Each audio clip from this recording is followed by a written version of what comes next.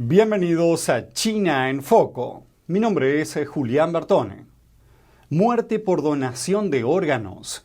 Los casos de cirujanos convertidos en verdugos en China no son nada nuevo.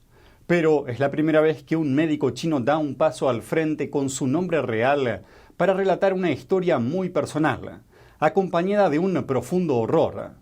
Chen Xi, entonces médico residente en uno de los mayores hospitales militares de China, relata que vio cómo le extirpaban los riñones y los ojos a un hombre para trasplante, mientras aún estaba vivo. Su testimonio arroja nueva luz sobre la espeluznante industria china de la sustracción forzada de órganos. Antes de proseguir con la historia, advertimos a los televidentes que algunas descripciones que siguen a continuación pueden resultar perturbadoras. Un soldado me ordenó que le sacara un globo ocular y la enfermera me entregó una pinza hemostática. Realmente no podía soportarlo. Y dije, no puedo hacerlo, no puedo. El horror que presenció Chen tuvo lugar en 1994, en el interior de una furgoneta custodiada por soldados armados y con 5 cirujanos y enfermeras. Pensó que estaban en una misión militar secreta cerca de una prisión en los alrededores de la ciudad china de Dalian. Pero lo que ocurrió dentro de esa furgoneta marcó su vida para siempre. Lo miré. Me estaba mirando directamente. Este hombre a mis pies, durante la operación, me estaba mirando.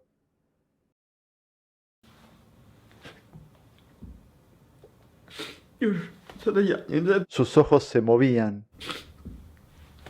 Chen dice que el hombre no tenía más de 18 años. 4 soldados lo subieron a la furgoneta y le ataron las extremidades con cuerdas. Un médico le abrió primero el estómago y otros 2 le extrajeron un riñón cada uno. El hombre movía las piernas y la garganta, pero no emitía ningún sonido. Entonces, un médico ordenó a Chen que pisara las piernas del hombre y no lo dejara moverse. Al presionar su cuerpo estaba caliente. Pensé que aún estaba vivo. Un cirujano tomó un bisturí e hizo una gran incisión directamente bajo el sífodes hasta el cordón umbilical. Cuando se abrió el abdomen, salieron los intestinos.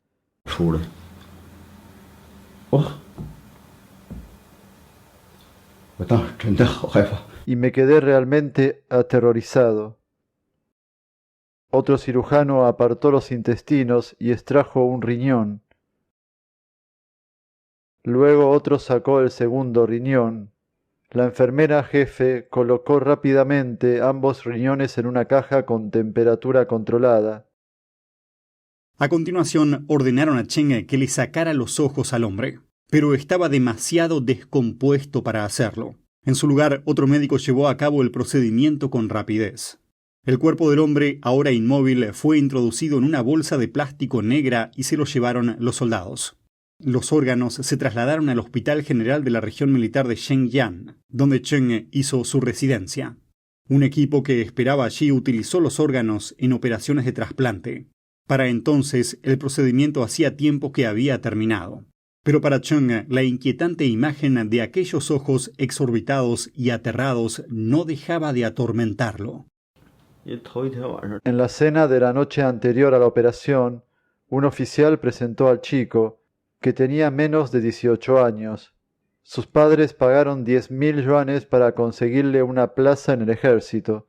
A través de la ventana, miré a los soldados armados, vigilando este acto atroz. Ningún ejército del mundo saquearía y vendería los órganos de sus propios soldados. Mi ambición como médico militar era salvar vidas y servir a mi nación. Pero no podía comprender la profundidad de las atrocidades de mi país. Poco después del horrible suceso, Chen abandonó el hospital. Pero lo que no sabía es que lo que ocurrió en aquella furgoneta en 1994 pronto se convertiría en un aparato de exterminio industrializado en China, creado para sustraer órganos a presos de conciencia y venderlos bajo demanda. En 2 décadas, la sustracción forzada de órganos a gran escala, avalada por el Estado chino, se convirtió en una industria de miles de millones de dólares. En una sentencia del Tribunal de China de 2020 en Londres, se llegó a la conclusión de que los practicantes de Falun Gong fueron una y probablemente la principal fuente de suministro de órganos. They don't consent. They don't even know it's happening. We called it a cold genocide in the sense that it's not happening all at once. It's happening slowly over time. David Matas es abogado internacional de derechos humanos y uno de los principales investigadores del mundo sobre la sustracción forzada de órganos. Continuando con la historia de Cheng, en 2002, mientras acompañaba a un oficial militar a una revisión médica, se enteró por primera vez de que los practicantes de Falun Gong eran utilizados como una fuente de órganos. Los médicos del hospital en el que Cheng estuvo interno dijeron al oficial al que acompañaba que necesitaba un nuevo riñón para sobrevivir. El Hospital General del Ejército de Zhejiang te escogerá uno de primera calidad, uno nuevo, de practicantes de Falun Gong. Le dije, no lo hagas, eso es un asesinato. Asintió con la cabeza y me dijo, no voy a hacerme este trasplante de riñón, pero de repente me dijo de un modo especialmente severo, deberías marcharte cuanto antes y cuanto más lejos mejor.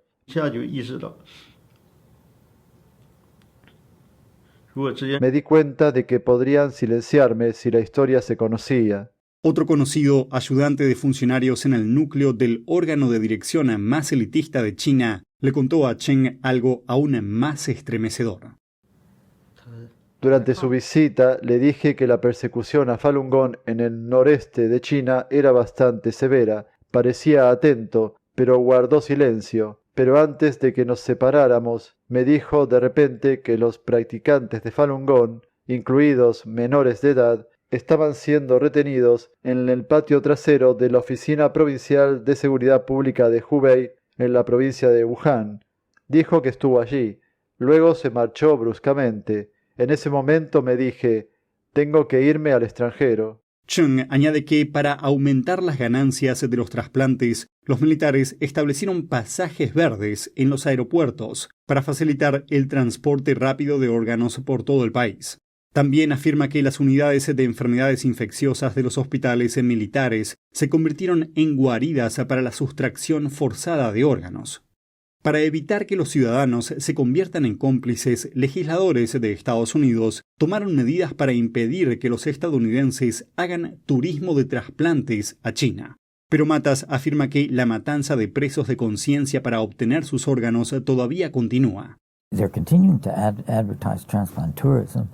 So, and the institutions are still functioning. I mean, they haven't closed down these transplant hospitals. Cheng obtuvo el estatuto de refugiado durante su estancia en Tailandia y se trasladó a Canadá en 2007. Dice que estuvo buscando un medio de comunicación adecuado para compartir su historia, porque si tomaba la decisión equivocada, no solo se metería en problemas, sino que el tema no recibiría la atención que necesita. Reconoce que le preocupan las posibles represalias que tome sobre él el régimen comunista chino, pero afirma que el problema es mayor que él. Dice que conservó cuidadosamente sus archivos y que cuando el Partido Comunista Chino caiga y se enfrente a un juicio, él subirá al estrado de los testigos, agregando que la justicia vencerá. Saludos desde En Primera Plana, de NTD, el lugar donde buscamos respuesta a tus preguntas, donde tocamos los temas que importan, que impactan nuestras vidas, y no solo vamos a tocar la superficie. Nuestra misión es que tú entiendas profundamente lo que está ocurriendo en nuestras comunidades.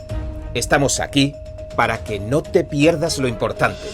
Míranos en YouTube y en Epoch TV, de The Epoch Times en español, de lunes a sábado a las 10:30 de la noche, hora del este. Te esperamos. Hasta pronto.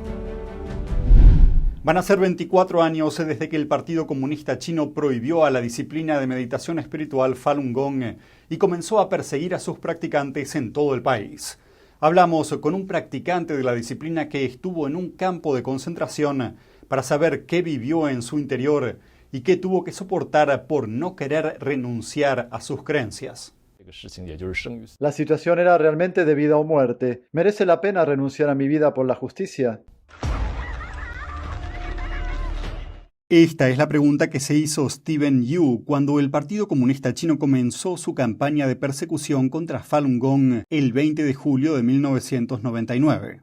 Para entender su historia, empecemos por el principio. Yu comenzó a practicar la disciplina espiritual en 1998, después de presenciar la milagrosa recuperación de la madre de un amigo.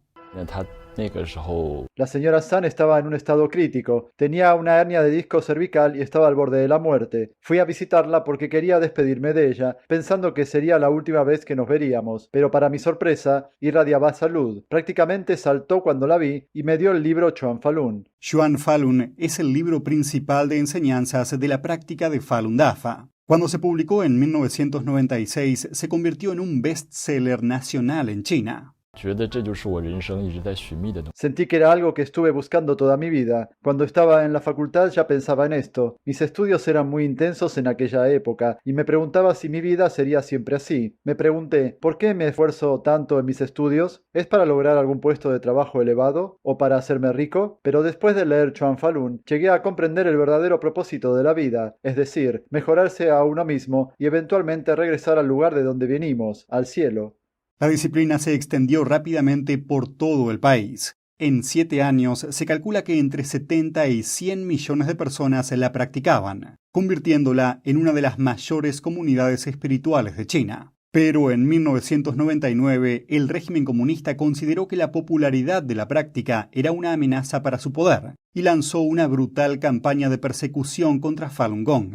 El 22 de julio, Yu y otros practicantes de Falun Gong fueron detenidos por la policía durante medio día. Dijo que en ese momento reflexionó profundamente sobre la situación y resolvió no abandonar la práctica pase lo que pase. Pensé que la vida de una persona no se valora en función de cuánto dure, sino que su valor proviene de su significado mayor. Aunque a una persona solo le queden unos días de vida, si la luz que emite puede iluminar todo el universo y alumbrar la oscuridad, entonces es una vida que merece la pena. En 2000, Yu fue detenido de nuevo y llevado al campo de trabajo de Changyongwo. Allí estuvo encerrado alrededor de 1 año. Las condiciones sanitarias eran muy malas, por lo que muchos de nosotros contrajimos sarna. Un practicante fue golpeado con palos de madera por otros reclusos. Apuntaban a todas las cicatrices de la sarna en el cuerpo para que se abrieran. Luego los guardias esperaron a que le aparezcan otras nuevas. Lo torturaban así y también le arrancaban las uñas de los pies. Al torturarlo poco a poco, esperaban hacerlo pasar al lado del mal y hacerlo decir cosas malas sobre Falun Dafa. Falun Dafa es otro nombre para Falun Gong. Pero Yu explicó por qué nunca se rindió. Si yo, para vivir cómodamente, cediera ante ellos y dijera cosas malas sobre Falun Dafa, ¿no me convertiría en lo mismo que los que dicen mentiras? Si cediera a sus exigencias, no podría mirarme en el espejo, no podría afrontarme como persona, preferiría la muerte. Tras varios años de intento, Yu pudo finalmente escapar de China a principios de este año. Llegó a Estados Unidos en marzo. Al llegar a Estados Unidos ahora puedo, en chino o en inglés, contar mi historia a cualquiera que esté interesado. Ya no tengo miedo de que me lleve la policía ni de que escuchen mis llamadas. Creo que soy muy afortunado, pero al mismo tiempo estoy bastante descorazonado, porque no sé cuántos de mis compañeros están siendo encarcelados ilegalmente y torturados, y podrían perderse en cualquier momento. Yu dice que seguirá contando su historia y trabajando para denunciar la persecución del Partido Comunista Chino contra Falun Gong.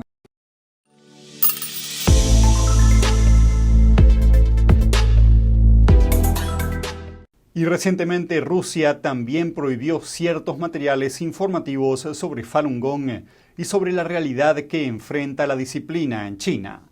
Ante esto, el Tribunal Europeo de Derechos Humanos consideró ilegal la prohibición impuesta por el Kremlin. En una sentencia del 31 de enero, el Tribunal Europeo de Derechos Humanos apuntó a la prohibición de Moscú sobre ciertos materiales informativos. Estos están relacionados con la disciplina espiritual Falun Gong. El Kremlin promulgó la norma en 2008 con motivos de los Juegos Olímpicos de Beijing. La prohibición abarca 4 materiales, incluido el libro principal de la disciplina, llamado Chuan Falun.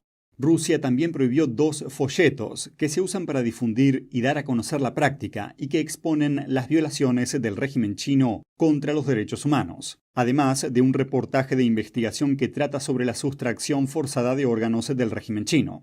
La sustracción de órganos es conocida como parte de la campaña de persecución del PSC contra Falun Gong, que se inició en 1999 con el objetivo de erradicar esta práctica. En su prohibición, Moscú calificó los 4 materiales como extremistas, pero el Tribunal Europeo dice que la restricción viola la libertad de expresión, algo protegido por el Convenio Europeo de Derechos Humanos. Levi Broad, director ejecutivo del Centro de Información de Falun Dafa, celebró la decisión del Tribunal Europeo. Dijo al periódico Epoch Times, y cito, «Reconocemos que Moscú no es el PSC». Y agregó que las autoridades rusas pueden enderezar su rumbo y no seguir el camino del PSC en la supresión de la libertad religiosa. El abogado canadiense especializado en derechos humanos David Matas también comentó la sentencia y es coautor del informe que Rusia prohibió. En un correo electrónico enviado al Epoch Times, comparó la norma de Moscú con la de Beijing, diciendo, «Aves con el mismo plumaje se juntan», añadiendo que los ciudadanos de ambas naciones tienen derecho a la libertad de expresión solo de nombre. Matas dijo que duda que Rusia acate la sentencia europea, pero la calificó como una voz cuerda. Rusia se retiró del Consejo Europeo en marzo del año pasado, y el Consejo incluye al Tribunal Europeo de Derechos Humanos. Desde entonces, Moscú se niega a acatar las sentencias del tribunal. Falun Gong enseña a las personas los valores básicos de verdad, benevolencia y tolerancia, e incluye 5 ejercicios de meditación.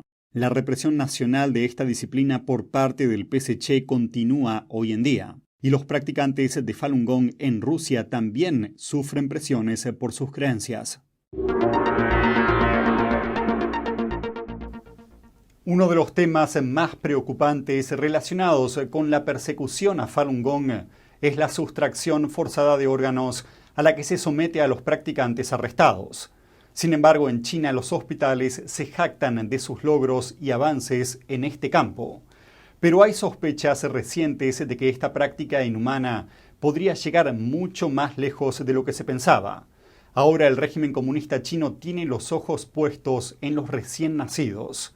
Miremos un análisis en detalle.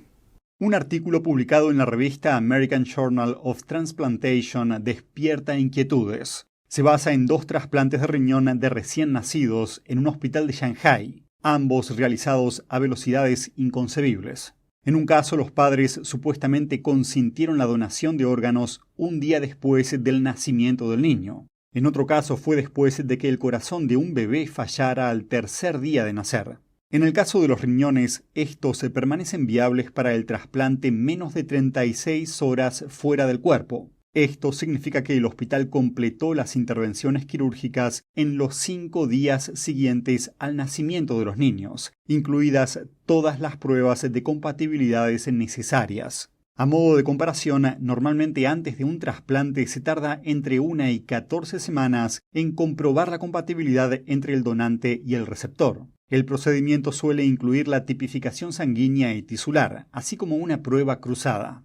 El tiempo necesario para realizar todos los pasos depende de diversos factores, como la disponibilidad del órgano, la complejidad de las pruebas y la urgencia de la situación. Así que, por lo general, el proceso de compatibilidad de un riñón neonatal para trasplante puede llevar varias semanas, varios meses. Aunque se produzcan trasplantes rápidos de este tipo, podrían ser una rareza. Sin embargo, hasta la fecha, el hospital de Shanghái ya realizó 22 operaciones de este tipo en recién nacidos. Las autoridades comunistas calificaron estos actos como donaciones voluntarias y los presentaron como avances tecnológicos. Pero las inusuales cifras suscitan una pregunta. ¿Son fiables las fuentes de donación alegadas? Estas anomalías recuerdan un infame delito vinculado al régimen comunista chino, la sustracción forzada de órganos a practicantes de Falun Gong y otros presos de conciencia. Desde principios de la década de 2000 vienen acumulándose pruebas de que el Partido Comunista Chino sustrae órganos a detenidos con fines de lucro, y ocurre mientras los donantes están vivos. En 2018, un tribunal internacional en Londres dictaminó que la sustracción forzada de órganos lleva años produciéndose en China a una escala significativa. La sustracción de órganos en vida a practicantes de Falun Gong por parte del PSC viene exponiéndose desde hace años con abundantes pruebas, pero a esos hospitales y médicos involucrados aún se les permite dar discursos y publicar artículos. Están intercambiando experiencias de posibles asesinatos. La humanidad no debería aceptar esto. Es imperdonable.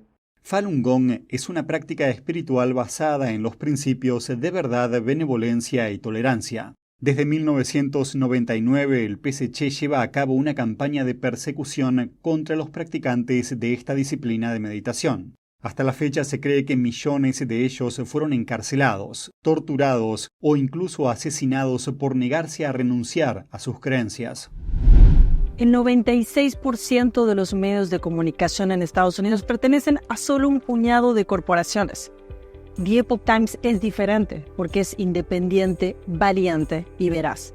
Verdad, tradición, esperanza son nuestro lema en 36 países hasta el día de hoy.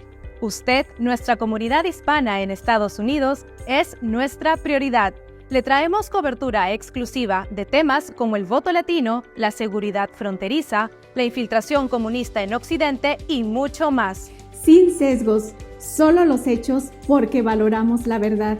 Nosotros solo informamos y usted decide. Nuestros suscriptores siempre nos agradecen constantemente nuestra cobertura mundial, imparcial y oportuna. Se ha convertido en el medio de comunicación de mayor crecimiento en Estados Unidos, fundado como un antídoto contra la propaganda comunista. Nuestro medio surge de la necesidad de responder a una crisis de derechos humanos en China impulsada por la propaganda deshonesta del Partido Comunista Chino. Cuando los medios occidentales tomaban y amplificaban estas mentiras, la cobertura de The Epoch Times desmontaba la propaganda, contando la verdad al pueblo chino y a la audiencia occidental. Hace unos años, a nuestros colaboradores en China, por decir la verdad, fueron silenciados, encarcelados y torturados. Nuestra misión no ha cambiado y estamos dispuestos a darlo todo por brindarle un medio honesto, tradicional y que traiga esperanza al mundo.